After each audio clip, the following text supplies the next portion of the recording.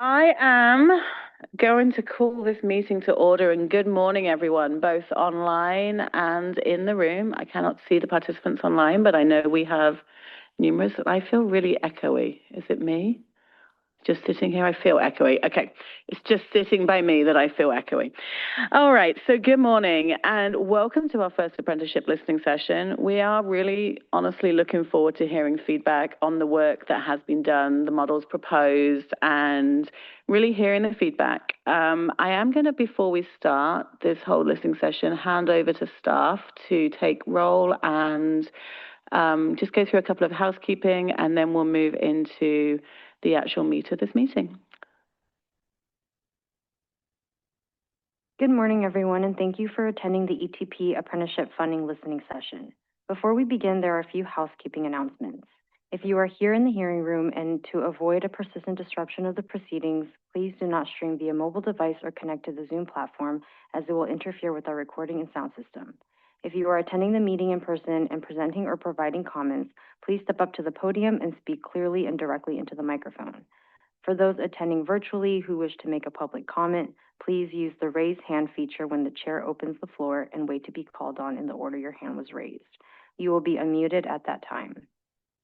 Each speaker is allowed 2 minutes to speak. Please ensure you are speaking loudly, clearly, and into the microphone. This meeting will conclude promptly at noon. Once the meeting is adjourned, please take any further conversations outside the room. Thank you for your cooperation. We will now proceed with roll call. Rebecca Betancourt. Present. Jennifer Fothergill. Present. Gretchen Newsom. Present.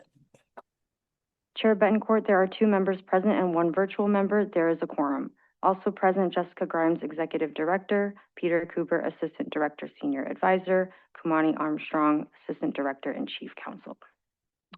Thank you. Okay, so I just want to move into the purpose of today's meeting, just to be clear of what we're really looking for, what we're coming together for on this listening session. This is the first of 2 listening sessions. We're holding this one, and we're also holding one in, I'm going to say, I keep saying September, but it's in Sacramento on the 27th of March. Don't ask, but it keeps getting stuck on my tongue. We're really looking to, in these listening sessions, it's around the equitable distribution of ETP apprenticeship funding. The funding sessions are convened by a subcommittee that was requested by panel, and it consists of panel members Gretchen Newsom, Jennifer Fothergill, and myself, Chair Rebecca Betancourt. We are all present, and we will be present at the one in Sacramento as well.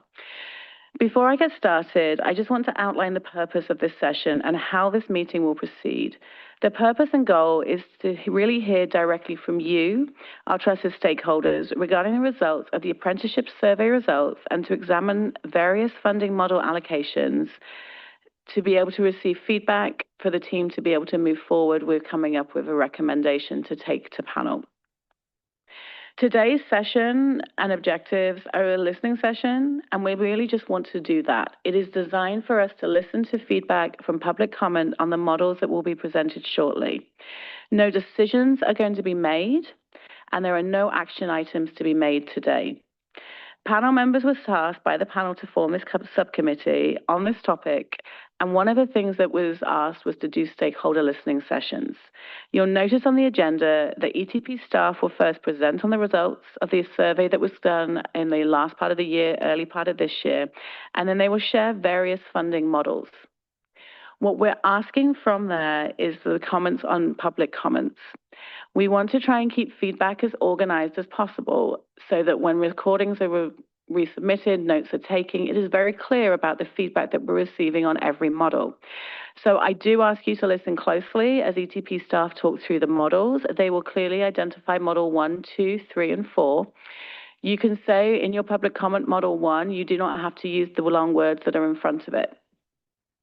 I get tongue-tied on it, you probably as well. So if you remember it as 1, 2, 3, 4, we ask that when you come to the podium, you highlight which model you are providing feedback on, or if you're not at all and have another piece of feedback about funding models.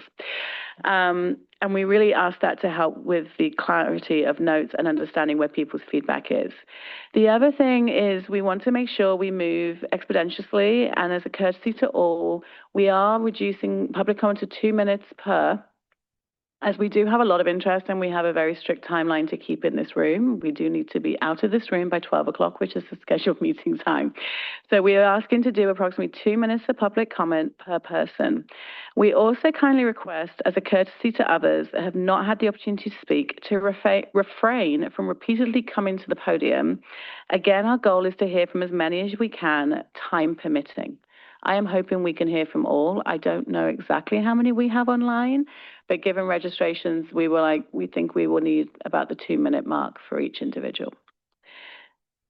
Panel members are not required. It's a bit of a weird one. Panel members, you may be speaking to us. We are not required to respond, but we may choose to ask follow-up questions of you. That does not eat into your 2 minutes. I'm just going to be clear. We are allowed to extend your 2 minutes on feedback, but we're asking for 2 minutes of that public comment. We will not cut it if we have questions. We will let you finish and then ask the questions. Again, the purpose of this listening session is the receipt of public comment to hear directly from you and collect information, and it will help the subcommittee to assist to make a recommendation to the panel on what changes could be made and should be made to the apprenticeship funding for equitable funding. With all that being said, I am actually going to pass it now over to staff to take you through the presentation around what they found in the survey results and then the funding models. I'm going to pass over. I don't know who's doing it. Willie is. Is Willie online? Yes, I'm online. I'm waiting to share my screen. You are on.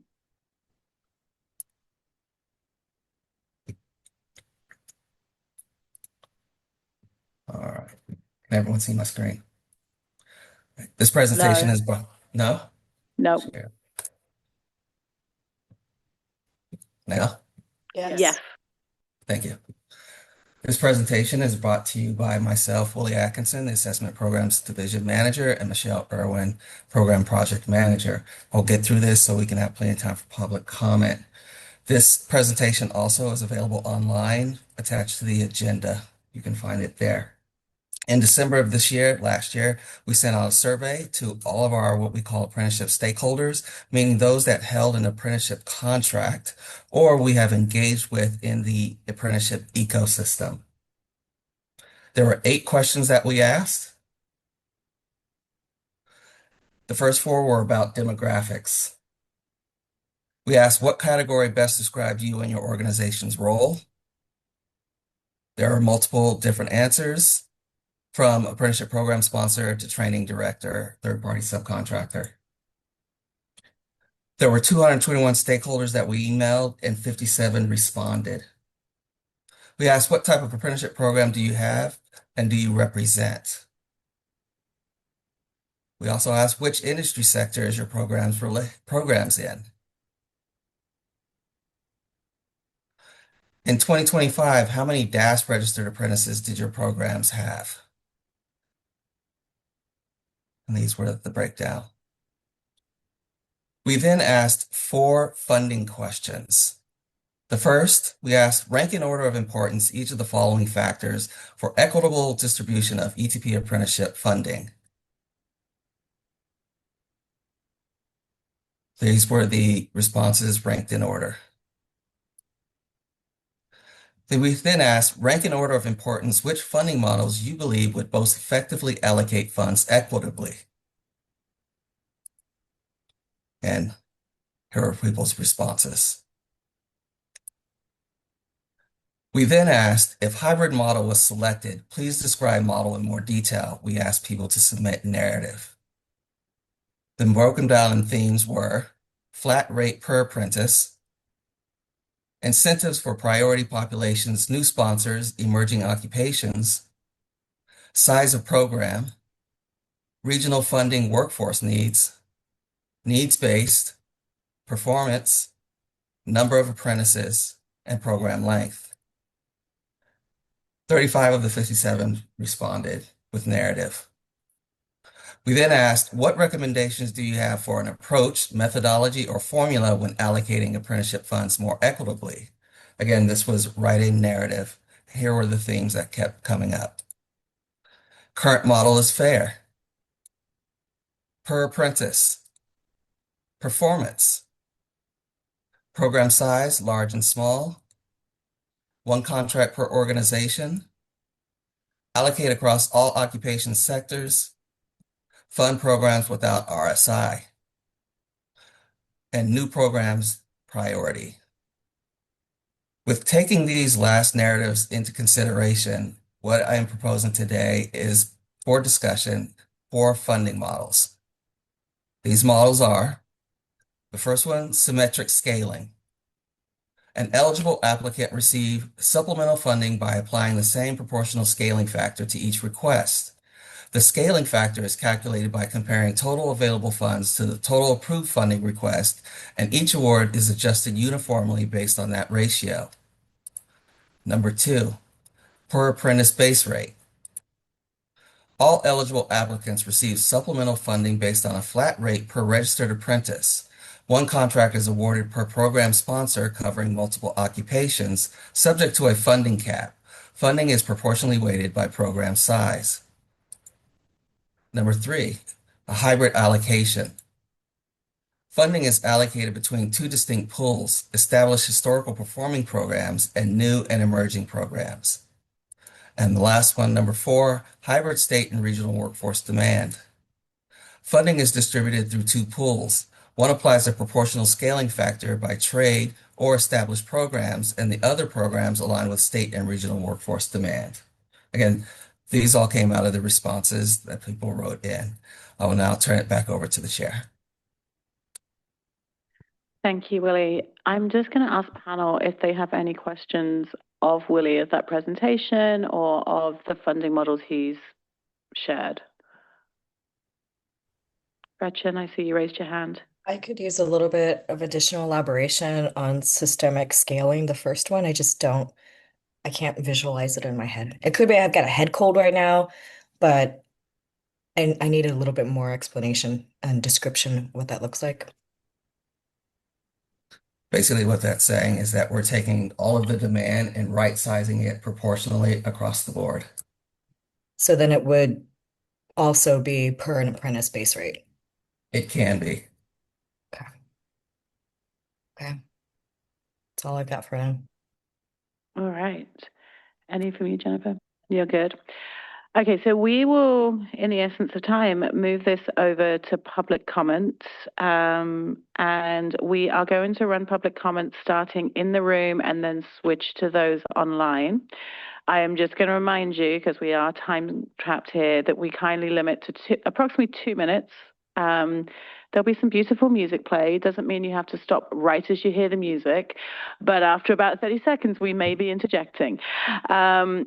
Again, it may be very one way, but panel is welcome to ask any questions of any comment that is made. And we just ask you to identify, if you can, which number you are looking at, if you're giving feedback on a specific model, or if you're saying, I want to give feedback on a completely different part, or I have a completely different brilliant idea. We welcome all and any. So I will ask for the first person to come up for public comment. We also ask to remember to state name and organization, if at all possible, so we can see where we're getting public comment from. Which brave soul. I thought everyone would be running up and like in a line ready, you know? Just already. Hi, Anthea Jamarcos from Los Angeles County Electrical Educational and Training Trust Fund. We are interested in the number 2 per apprentice base rate, as we are the largest electrical apprenticeship in California, possibly in the country. We last year just brought in 650 plus apprentices. This year we expect to exceed that number. And this is for 3 to 5 year apprenticeships. We do a lot of outreach. We use our funds as best as we can, but we feel that it's not fair to our larger location to have the same cap as everybody else. We do a lot of outreach. In fact, today I run our women's mentorship group, and I expect to have over 130 women. We do this monthly visit, and we do, like I said, a lot of outreach to underserved communities, disadvantaged communities, women especially, veterans. We also have a program for that where we bring in over 100 veterans annually. We have a direct entry just for veterans. I do want to say I'm very grateful for this particular meeting. Thank you. And I was so happy to see that you've been listening to our feedback. I understand that we're not the only place that brings in and trains apprentices. And I understand if it doesn't end up going this way or if we go to a hybrid style or something, but I would really appreciate it if we use the funds that we get to our best ability. We really believe in our training trust, and we really believe in the education that we give to our apprentices. And they come out, they come in also from second call, which are sorry. Thank you for your time. Thank you. Anyone else? Good morning, members of the panel. This is Michelle Rickner with Job Forward. And I don't really have a comment necessarily on the suggestions here. My one question would be, do we ever take into consideration like completion rate or graduation rate? Like, is that something that we consider when we're, distributing these dollars? Like how many of these apprentices are completing the program? And, we do a lot of apprenticeship across the country. But I think I like 3 because I think there's been apprenticeship, a lot of programs that have been coming time and time again every year, and there's a lot of new and emerging programs. I don't know that necessarily they would come for ETP funds because there's other grants available, but ETP is a huge incentive for some of these programs, and I think if they understood and knew the funding was there, they would apply. So if I had to pick one, I'd pick 3. Any questions of Michelle? I meant to say of the previous as well. No.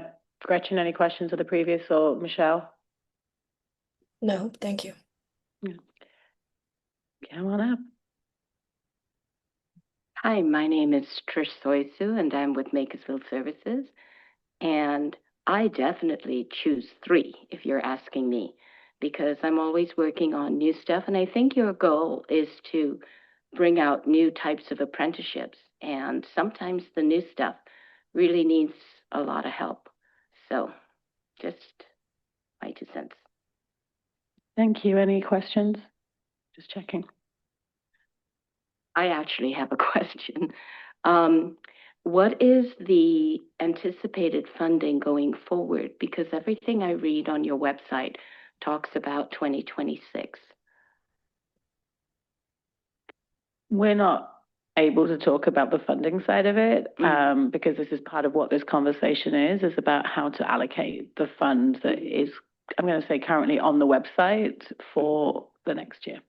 Gotcha.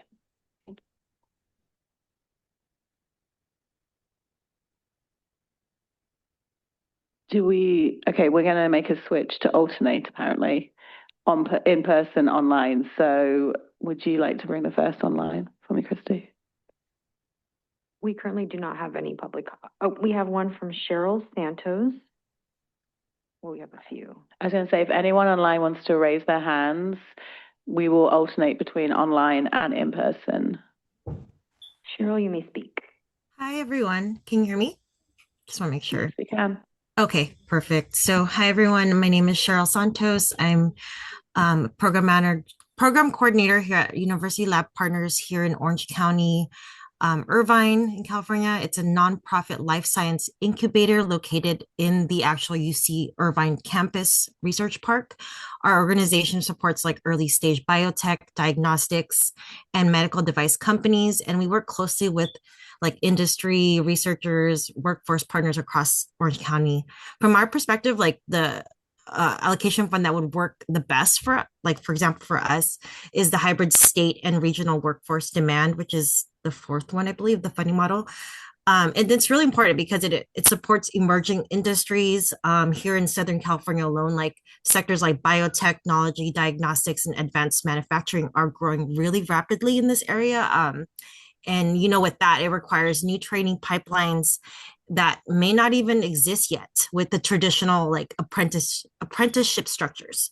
So like a hybrid model, which allocates funding both to establish programs and initiatives aligned with like the regional workforce demand.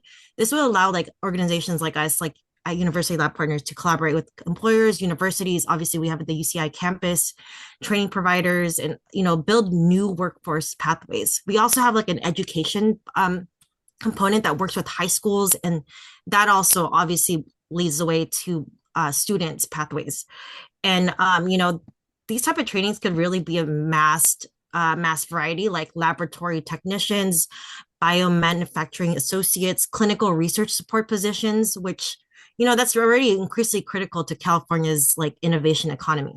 So supporting allocation models like this, like the fourth one, really is tied to the regional workforce demand, and that helps ensure apprenticeship funding. So yeah, thank you for the opportunity to provide input. I appreciate it. Thank you, Cheryl. Any questions from panel? No? Anyone in the room? Michelle, I'm going to hold off until we get through. Anyone else in the room want to come up? I can see they're thinking. They're thinking. Or we can switch to online. Go on, Martin. You all get up together.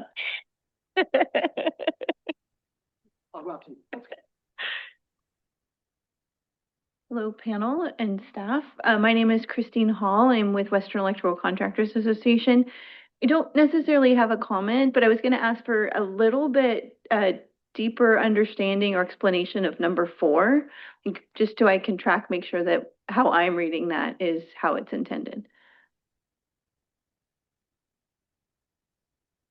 Do you want to, Willie, can you give a very high level for us? Because I think it may help with the discussion. Or a bit more detail. Looking for yes. Thank you. Can you hear me? We can. Okay. Number 4, if you're asking about number 4, what that is basically breaking it down to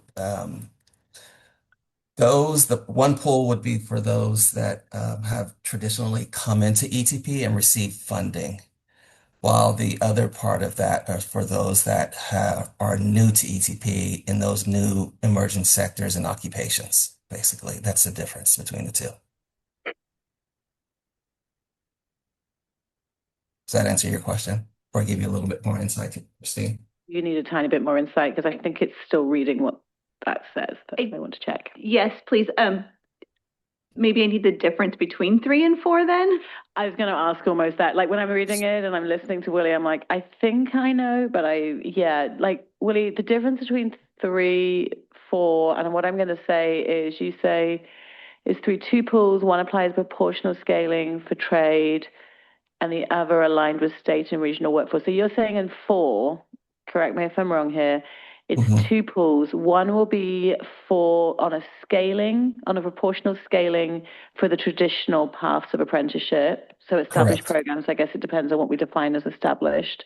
Correct. And the other is the new programs being created, either side of the house being aligned with state and regional workforce demand. So you're saying a pot of money will go to new programs or newer programs, and the remaining will be on a scaling for established programs. So it's kind of like a combination of almost, of 2, 3, number and 1. Yes. 1, kind of like all together, trying to address both sides with the same pot of money, but putting so kind of what we do at the moment, but not what we do. Okay. Correct. So like we do with some of the newer programs where they're smaller, we are funding some of those that are smaller programs, that are newer programs, and then the majority of the fund is going on that sliding scale. Okay. Correct. And number 3, yes, and the difference between number 3 and 4 is that with number 3, when we talk about emerging programs, that means just programs that are new, period. But when number 4, they're actually tied to the workforce demand. Okay, so we're tying truly to workforce for the new programs, not as much the established, correct? Correct. Okay. Does that help everyone's understanding? I'm seeing some thumbs up in the room. Okay. Who's next? Everyone's like, I'm going to go. Caroline, come up. And then we'll go to online. Good morning. My name is Latimer Batat. I'm here to represent my firm Batat Advisories, as well as majority of our clients being joint apprenticeship training committees. And first, I want to thank you for today's meeting. We really appreciate your effort to distribute this funding in a fair and equitable way. We also want to extend that gratitude to Dr. Grimes, you and your team, Peter Cooper, Willie Atkinson, and all of their staff. This funding changes thousands of lives every year. We really appreciate that. For option number 3, for the funding model presented today, it is proposed that a portion of that funding that has been traditionally distributed to traditional JATC and other apprenticeship programs be parsed out and taken away and used for new and emerging programs as well. And I would argue that unlike these new and emerging programs, traditional construction JATCs have a significant proven track record in delivering high-paying jobs that goes back generations. I know a lot of you are already familiar with JATCs, and so I know you are already familiar with a lot of the information I want to share real quick here, but I still want to take this time to make public comment to advocate for our clients. Not only do traditional JATCs have a guaranteed wage increase as the apprentices progress through the levels, but in addition to that, they also have, through their collective bargaining agreements, healthcare taken care of, pension and retirement plans as well, and every year it's renegotiated to keep up with the cost of living. This enables a lot of these apprentices who journey out and to become journeymen and journeywomen to be able to buy homes for their families in the very expensive state of California. Therefore, we argue and support the funding model that takes these items into consideration. That these funds, typically only 25% of the total ETP funding budget, continue to be allocated towards programs that have a proven model of success in achieving high-roles jobs. Thank you for your consideration. Thank you, Latimer. Any questions from anyone? Yeah, so Mr. Batat, are you advocating for option 1 or 2? It sounds like you're saying not 3, but then what is your thoughts around kind of the per apprentice base rate option 2? Yeah, thank you for your question, panel member Newsom. For my clients, I would definitely say options 1 or 2, especially considering that a lot of these emerging and newer programs do also have access to millions of dollars that the construction JATCs don't have access to, such as AIF and the community college HCAI funds that are available to these other emerging apprenticeship programs that JATCs just are not able to, they're prohibited from applying to. Thank you, Gretchen. Any other questions?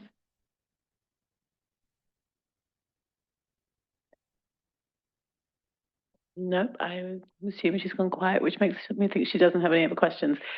All right, thank you, Latimer. Sorry, no. Let's go to one online, Christy.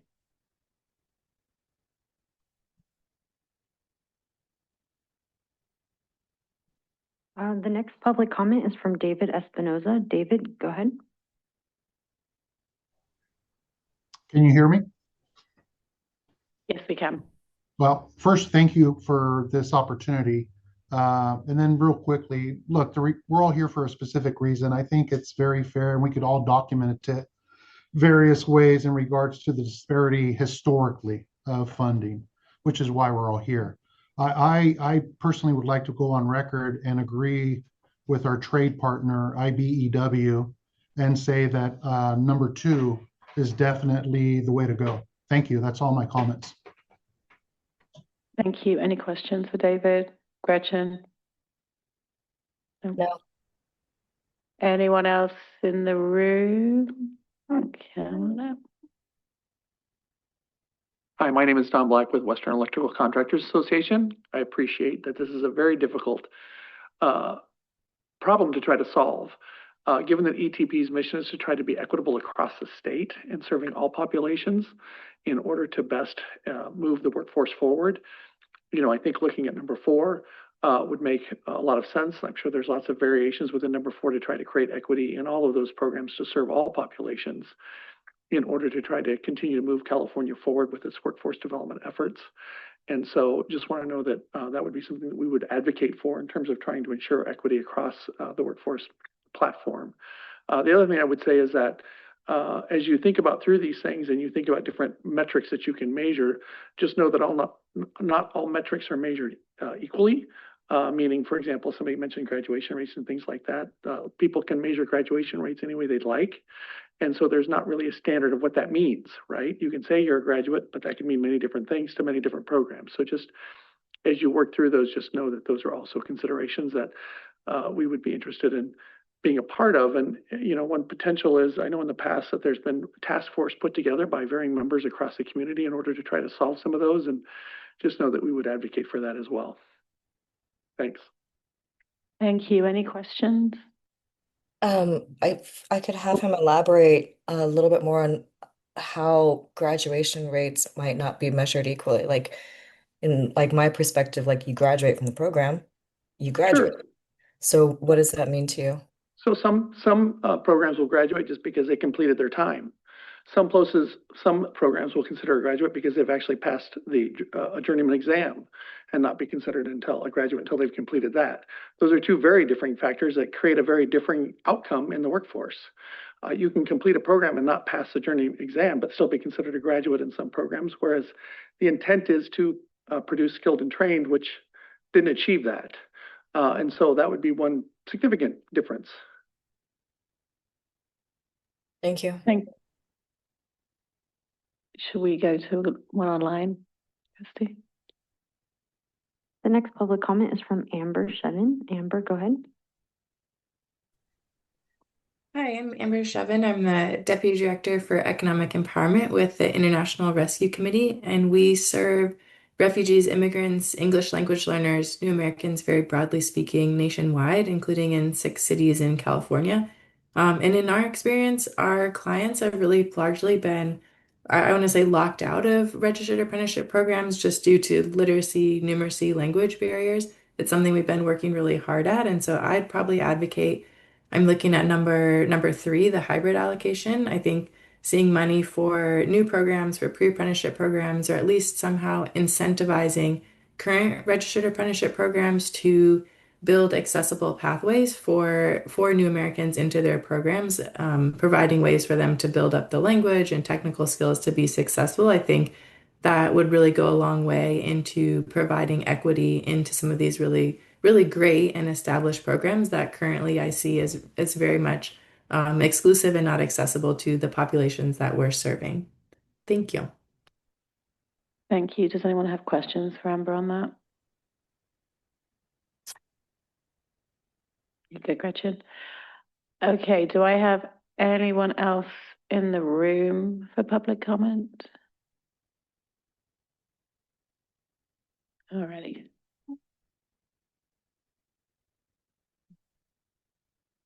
Hi, good morning. Good morning. Thank you for your time with putting this together today. My name is Andrea Ramos, and I'm the Director of Finance and Operations for the Joint Journeyman and Apprentice Training Trust. I believe, what supports us best is number 2 model. You know, I've been with this program for 6 years, and I've been able to learn a lot about what ETP offers and what it's brought, and getting to participate and seeing where all of this is allocated and how it's driving the careers in the trade. We bring in approximately 150 plus first-year apprentices, and that process is pretty tedious because we have a selection process, and it's taken very seriously. And being there 6 years, I've been able to see the graduation rate go from 30 to now more than double for us, which is great. And our retention is high. We put a lot of effort and energy into this, and without the ETP funding, we wouldn't really be able to put so much energy and effort in the classroom, the instruction, the continued education.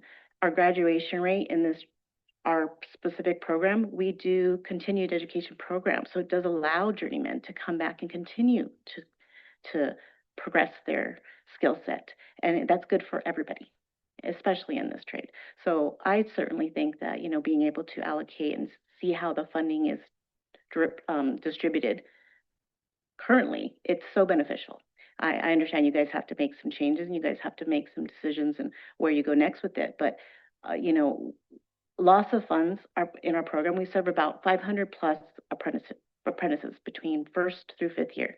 And we have over 100 journeymen, about 50 tradesmen that are currently taking training. So, and I just think that it's something, as you're making the decision, to really consider how this affects the entire program. So thank you for your time. Thank you. Just 1 second, just in case. I don't know if anyone's got questions. So that's why I wanted to make sure before you sit down. Any questions? Gretchen, any questions from you? Jennifer? No, thank you for the comments. Thank you. Thank you. All right, let's switch to online. The next public comment is from Danilo Guerrero.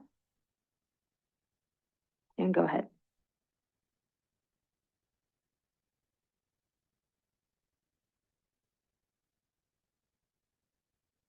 We're not able to hear you, Daniela. I think Danilo was Okay. asking me. There we go. Now we can. There you go. I'm Dr. Yvonne Grant with the International Prediabetes Center, and thank you for this great opportunity to share my comments. I would support item number 4, hybrid state and regional workforce demand, particularly because it appears to be evidence-based and is centered around the need, the demand, how the larger population would be impacted. The funding would align with established programs that are currently existing, as well as make room for new programs. As our environment shifts, we need to keep up and align. And this number 4 would also allow for selection, for example, in the healthcare industry, where the need and the demand have really expanded and increased over time, given the impact of the lasting COVID pandemic and need for outreach, for example, in allied healthcare with community health workers who are trained to give back to their local communities, therefore creating new jobs, as well as impacting the larger regional and state workforce demand, aligning with healthcare industry to bridge those gaps for healthcare shortages. So everyone benefits, and it's for the larger good of society. So once again, support existing programs and make room for new programs where the data and the evidence suggest that these programs could make a greater impact for the betterment of the larger state level improvement. Thank you for allowing me to make this comment. Thank you. Any questions from anyone? No? Yes, I'm sorry.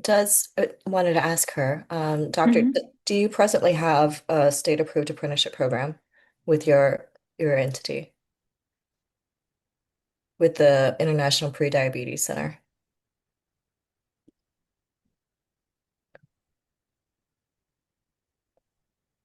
Maybe she left already.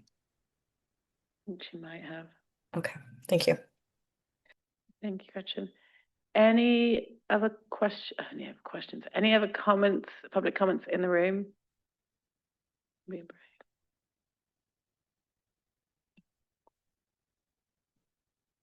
Good morning, Chris Jorgensen from Associated Builders and Contractors of Southern California.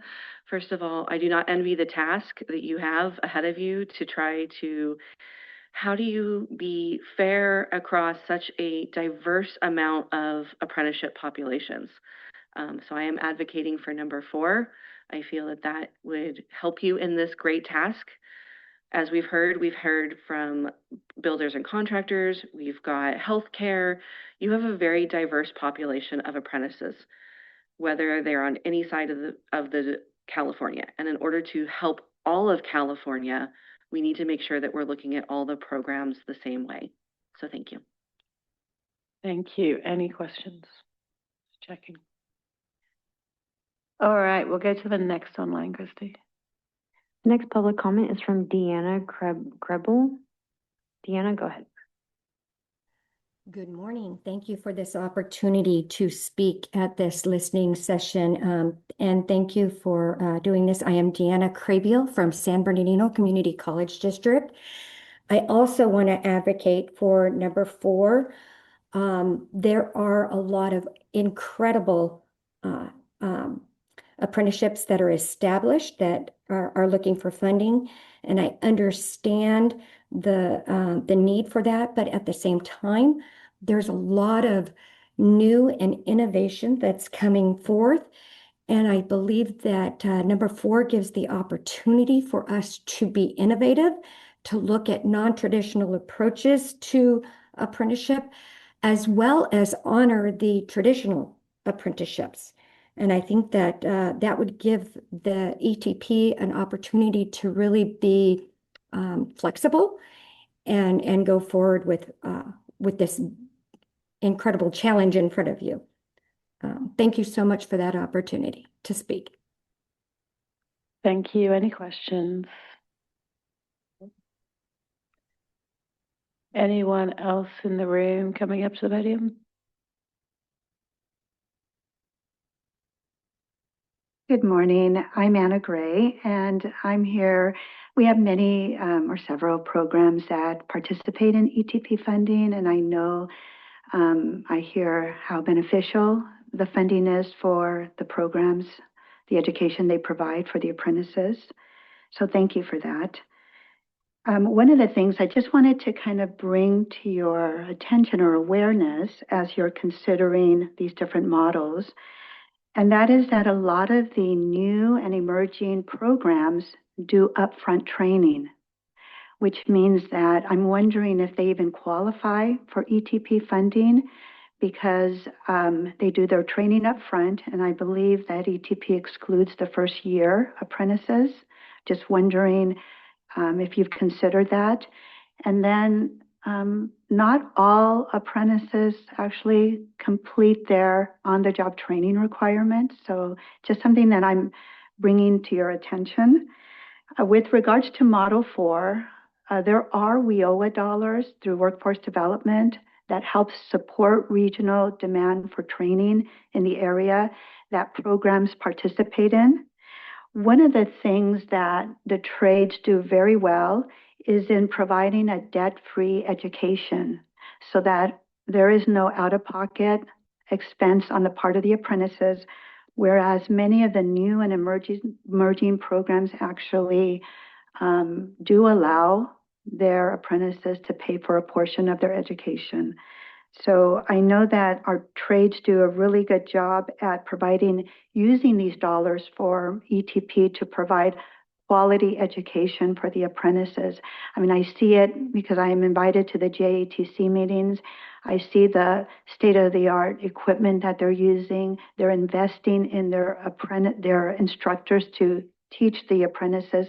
So your money is very well applied to them. Thank you for your support of the registered apprenticeship trade programs, construction.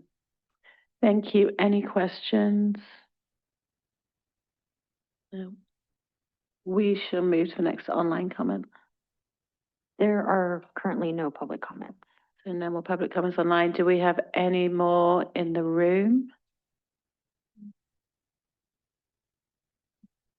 Hello, my name is Erin Earlywine. I'm with Merge Opportunities, and I would like to advocate for number 4, but with one change, to carve out a protected access pool for under-resourced and first-time apprentices entrants. Why I would pick this, it actually ties to our actual labor market demand, which improves our placement odds. It gives the state room to support targeted growth areas, not just our legacy programs. It's more flexible than the flat rate per apprenticeship model and more equitable than the pure proportionate scaling, which tends to reward those programs that already have the size and history and infrastructure. I would like to say that number 1 is not the best for access, which we advocate for. That model sounds fair on paper, but it usually benefits the programs that already know how to apply, have approval history, and have already submitted a lot of large requests. For young adults in under-resourced areas facing barriers to entry, this does not solve the real issue. The hardest part is getting into the pipeline in the first place. So again, I would like to advocate for number 4. I believe that these funds, it works because the funds funds programs in sectors that are actually hiring. It allows the regionals to tailor, creates room for new programs aligned with the local workforce needs. It can support those non-traditional entry points instead of only supporting the long established trades, which are great too. But yep, my 2 cents. Thank you. Thank you. Any questions? No? Do we have anyone else online who wishes to make public comment? Sorry, can I ask a question of the last commenter? Of course you can, Gretchen. Emerge Opportunities, I'm not familiar with it. Is this a state-approved apprenticeship program? And if so, We have what a industry? DOL apprenticeship program, but we work with state-approved apprenticeship programs to take young adults that are navigating barriers to employment and put them into those programs. So is it more of a pre-apprenticeship model? Our Department of Labor program is both pre and apprenticeship model in the construction trades. Construction trades. Okay, thank you. Thanks. Any other public comments in the room? If any of you wish to make a second, we do have time. If you do want to add anything to your comments, either online or in person, I will give you 2 minutes each. We have time. We were worried about time at one point, so that's why we're like, we can reopen public comment if people do want to make any other further comments. No? Everyone's sure? I can see people thinking, yeah, come ahead. Come on. Thank you for the second opportunity. You know, I was being stingy at first because we weren't worried, we weren't sure how many we were going to get. So I did want to say we do a year-round application process. I'm sorry, who is this again? Oh, Andrea Ramos with the Joint Journeyman and Apprentice Training Trust. Gotcha. Sorry, I couldn't see. Thank you. No worries. And so we take applications year-round, and except for holidays. And this year we took over 900 applications. And I will tell you that a large number of those applicants are people who have taken programs that received certifications that did not provide, they got their upfront education, their training, they did not provide job placement. They try to get job in the workforce. They can't do it. They end up working whatever they can, and they come to look for a career in these trade programs.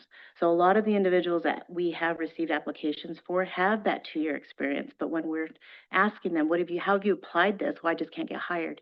I can't get that placement because nobody's, willing to pick me up. So, for us, we, receive equal opportunity. Anybody who wants to come in and apply, we take those applications and we go through the selection steps. And, I think that when you are able to apply the work you're learning in class, on the job, and you're turning around and having to report your work hours, report on the job training hours, it's proven to show how the success of the completion of the program works.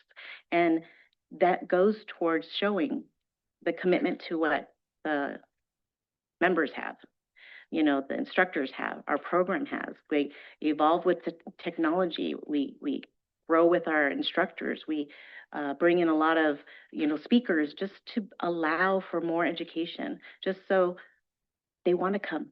Our classes are full. So we're very grateful. Thank you. Any further questions? No. We will move to online. I see a hand raised. We have one public comment from Dr. Danilo. You may now speak. Thank you. I would just like to say I'm passionate about this work and the collective impact that we can all make together. And California, for example, is a state with the highest unhoused than any other state. And I'm grateful for this opportunity to be present and would ask that we come together for the common good and the betterment of our society. Lots of shifting in the world around us right now. but we can together create that collective impact for the betterment of our state, where we create jobs, we train those, particularly on youths who are the Opportunity Youth Program, for example, who have a desire to exit foster care.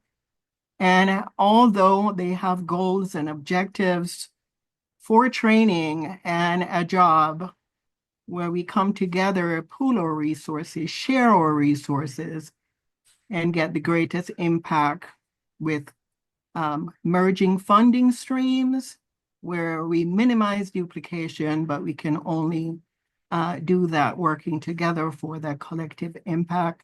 That is data-driven, that is scalable, and we come together and make our state one of the best. And thank you again for the opportunity to join today. I appreciate the efforts. Sorry, can I just ask you to state your name, because we didn't catch it at the beginning of that public comment? I'm Dr. Yvonne Grant with the International Prediabetes Center. We are a registered apprenticeship for training community health workers. Okay, I think Gretchen had a question from the last public comment of yourself. Gretchen, did you still have a question? No, she just answered it. I was wanting to know if she had a pre-apprenticeship or apprenticeship program. So thank you, Doctor. Thank you. Any questions, Jennifer? No. All right, thank you. Anyone else? I will open the floor to public comment either way, in person or online. So raise your hands if you are online. So my name is Anna Gray. I'm here in support of our various trades who participate in ETP funding. Something I just want to add to my previous comments, and that is that we support option 1, the systemic scaling approach. I also want to mention that, or wonder if you have considered, if you were to select option 4, what happens if the programs, the new and emerging programs, do not use the dollars? Will the dollars shift over to the programs that are the other side of the funding programs, the traditional construction apprenticeship programs? Thank you. Thank you. Any questions? Do we have any more public comments online? I didn't see any hands. There are no public comments online. All right. Any more public comments in the room? Gone quiet. So I'm feeling like all public comment has been heard. I just want to make sure that we have no more public comment before we move to the last bit and close to adjourning, I'm going to say. So I just want to make sure no more public comment anywhere. No one's running in the room. Online. Come on up if you want to. I can see someone's thinking. Are you thinking about leaving or wanting to come to public comment? Just checking.